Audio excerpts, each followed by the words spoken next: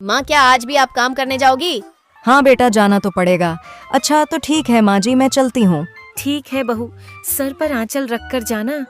गर्मी बहुत ज्यादा है, दुपट्टे से धूप की थोड़ी सी ओट तो हो ही जाएगी। जी माँ, मैं जानती हूँ, आप चिंता मत कीजिए। तू जा, मैं कुएं से पानी भर लाती हूँ। नहीं माँ जी, आपको कुएं से पानी लाने की जरूरत नहीं है। गर्मी बेहिसाब है, ऐसे में आप पनघट तक जाओगी। हाँ तो क्या हुआ, अब गर्मी में पानी ही तो हम गरीबों की जान होता है। अभी से मटका भर लाऊंगी तो थोड़ी देर में पानी ठंडा हो जाएगा। आप मीरा का ख्याल रखिए, मैं पनघट से पानी लाती हूँ। नहीं बहू, तू अपने काम पर जा। वैसे भी तेरी मालकिन बहुत बुरी है, तू उसके मामले में लापरवाही मत किया कर। मैं मालकिन को संभाल लूंगी, आप मटका दीजिए। रेशमा मटका संभालकर पनघट की तरफ को चल दी। पनघट पर जाकर उसने देखा बहुत सारे लोग पानी के लिए लाइन बनाकर लगे हुए हैं। अरे नहीं, यहाँ तो मुझे काफी देर हो जाएगी और मुझे तो काम पर भी जाना है, लेकिन पानी लेना भी तो जरूरी है। रेशमा वहीं लाइन में लग गई और अपनी बारी आने का इंतजार करने लगी। थोड़ी देर बाद उसका नंबर आया और उसने कुएं से पानी निकाला। एक मटके पानी के लिए कितनी मेहनत लगी है। अब जल्दी से घर जाना होगा, पहले ही काफी देर हो गई है। रेशमा जल्दी से अपने घर पहुंची। अच्छा माँ जी, मैं चलती हूँ। माँ, मैं भी आज आपके साथ जाऊंगी। मैं भी आपकी मालकिन का घर देख कर आऊंगी। नहीं बेटा। ले जाना बहू, हमारे घर में तो वैसे भी बेहिसाब गर्मी हो रही है, वहाँ पर जरा पंखे की हवा खा लेगी। रेशमा अपनी बेटी को साथ लेकर काम पर चली गई, जहाँ पर जाते ही उसे उसकी मालकिन ने झाड़ लगा दी। आ गई, आप अपनी मर्जी की मालकिन बोलिए। आज क्या पट्टी पढ़ाने वाली हैं आप मुझे? मालकिन, सच में अपनी सास के लिए पनघट से पानी। हाँ, गढ़ो और कहानियाँ गढ़ती रहो। और ये किस तुम छल्ले को ले आई हो? ये मेरी बेटी है मालकिन, वादा करती हूँ आगे से काम पर आने में देरी नहीं होगी। आज के लिए मेरी बच्ची की खातिर आप मुझे माफ कर दीजिए ना। ठीक है, आज के लिए मैं तुम्हें बख्श रही हूँ, लेकिन हाँ रेशमा, याद रखना, अगर आगे से तुमने आने में 1 मिनट की भी देरी की ना तो मुझसे बुरा कोई नहीं होगा।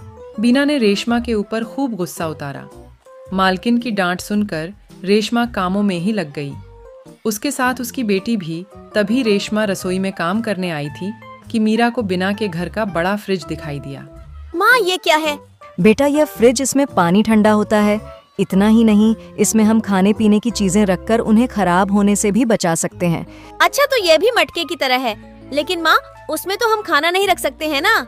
हाँ मेरी बच्ची, लेकिन जानती हो इसमें मटके से कई गुना ज्यादा पानी ठंडा हो जाता है। क्या माँ? सच माँ, मुझे एक बार इस फ्रिज का पानी पिलाओ ना, मैं देखना चाहती हूँ कि ये कैसे काम करता है।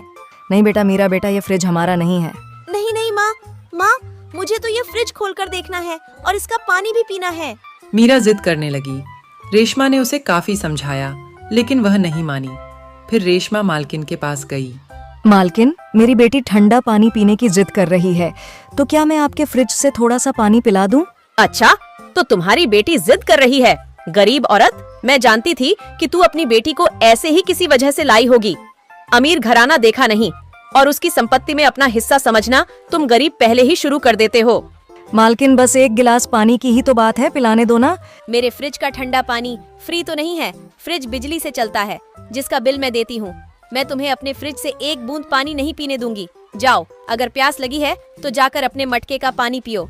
बीना अपनी अमीरी के घमंड में चूर थी। उसने छोटी सी बच्ची को भी पानी नहीं पीने दिया। रेशमा ने अपनी बेटी को समझा दिया था। मीरा ने दोबारा ठंडे पानी की जिद नहीं की। शाम को अपना काम निपटाकर रेशमा बीना के घर से चली आई। आ गई मेरी गुड़िया, कैसा लगा माँ के साथ जाकर? वो अमीर वाली आंटी अच्छी नहीं है, वो माँ के ऊपर चिल्लाती हैं और हम गरीबों को बहुत बुरा बोलती हैं। क्या? अरे माँ जी, वो बस पैसा है ना, तो मालकिन की आदत जरा खराब है। यही तो है, एक तरफ गरीब होने पर गुस्सा आता है तो दूसरी तरफ शुक्र भी महसूस होता है।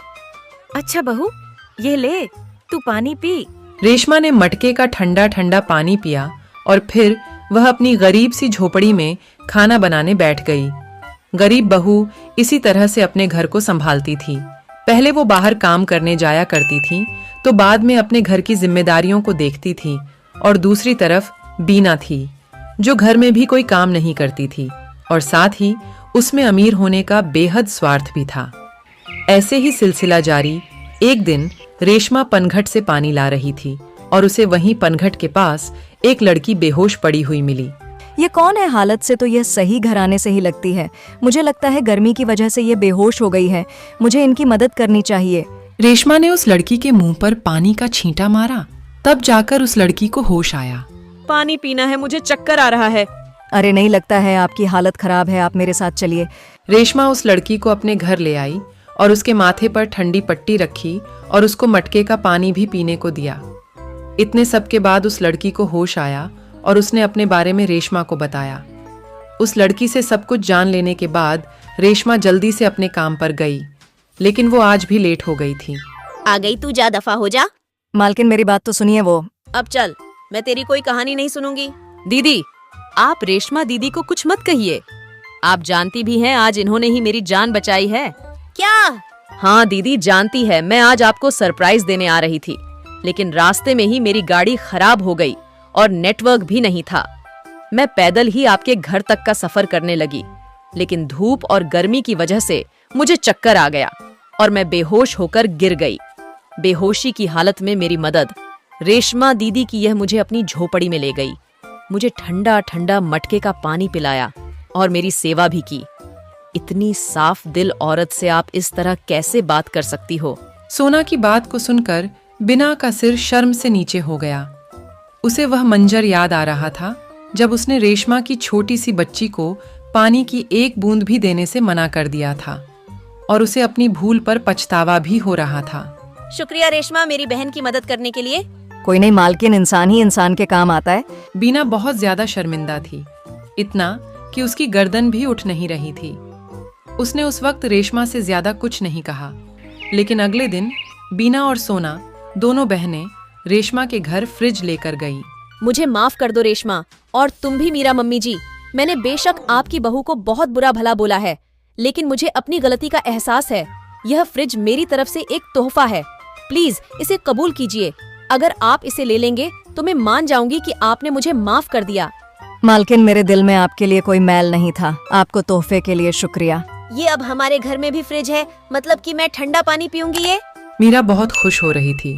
रेशमा ने बीना का तोहफा अपनाकर उसे माफ कर दिया।